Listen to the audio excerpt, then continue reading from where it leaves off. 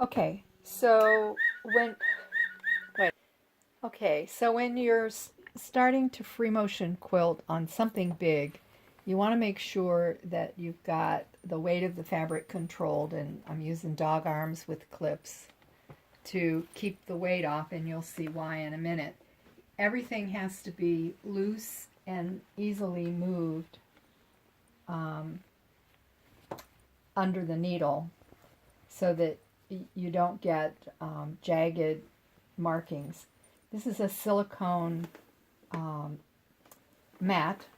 It's called a sew slip, and it has a little, I had to cut a little hole in the middle of it, and this allows the fabric to slide real well so that you can control the motion under the needle.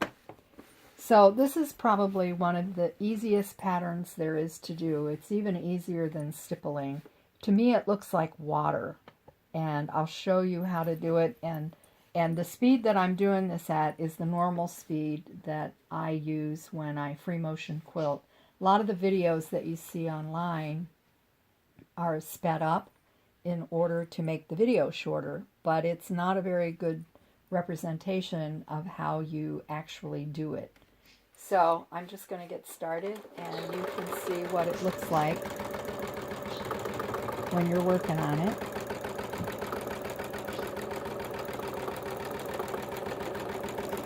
The trick is to keep the fabric, keep your hands moving in a speed that's compatible with the speed of the machine, which you're controlling with your foot.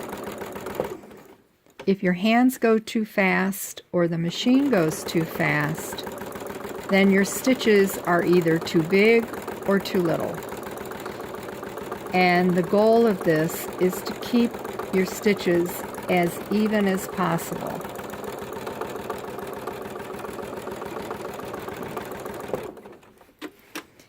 And then you have to stop every now and then to reposition, but be careful when you start up, because the startup can cause the needle to jump out of line with the rest of what you're doing. And it gets a little trickier when you're on a pattern. I can hardly see where the thread's going. I don't really want to cross over any other lines, but I doubt that anybody would ever notice. But this speed with the needle is the right speed for me. Everybody has to find their own right speed. And I can tell that it's right because my stitches are all about the same size. If I turn up the speed on the machine, then I have to go faster with my hands. And I don't really want to do that because then I lose precision.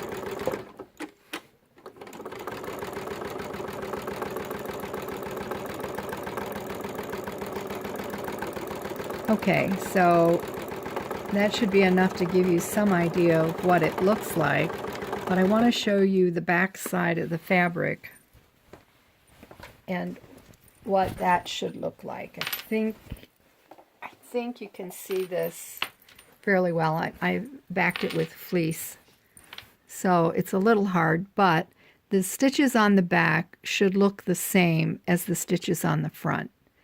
If they don't, then you have to change your thread tension. I rarely have to adjust my thread tension. My machine automatically sets itself. On smaller machines, you may have to monkey with the thread tension a little more. So you just have to look at the back to make sure that it's looking the same as the front. And that's really all I can tell you.